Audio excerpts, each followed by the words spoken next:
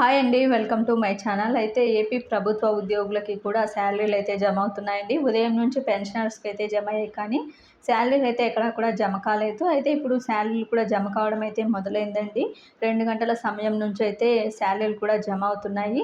అయితే ఏ జిల్లాలకు జమ అయ్యాయో ఒకసారి పూర్తి వివరాలు అయితే తెలుసుకుందాం. మీరైతే వీడియోని ఎక్కడా కూడా స్కిప్ చేయకుండా ఎండ్ వరకు అయితే చూసేయండి.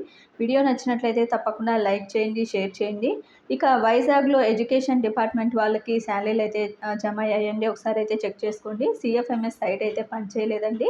పని చేయకపోయినా సరే శాలరీలు, పెన్షన్స్ అయితే జమ అవుతున్నాయి బేషుగ్గా. ఇక నెల్లూరు ఎన్సీసీ ఆఫీస్ శాలరీలు కూడా క్రెడిట్ అయ్యాయండి ఇప్పుడే.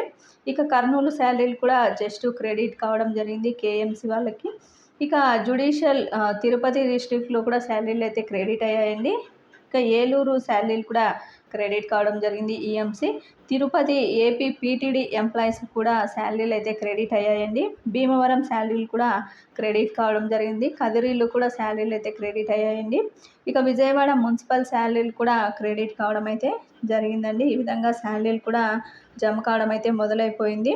అందరికీ కూడా పూర్తి స్థాయిలో ఈరోజు కొంతమేర జమ అయినప్పటికీ కూడా రేపు అంటే 4వ తేదీ పూర్తి స్థాయిలో జీతాలు కానీ, పెన్షన్లు కానీ పూర్తిగా అయితే జమ అవుతాయన్నది తాజా అప్డేట్ అండి. మీకు ఈ వీడియో నచ్చినట్లయితే తప్పకుండా లైక్ చేయండి, షేర్ చేయండి. ఇలాంటి ఇంట్రెస్టింగ్ అప్డేట్స్ కోసం మన ఛానల్ని సబ్స్క్రైబ్ చేసుకోండి. Thank you for watching.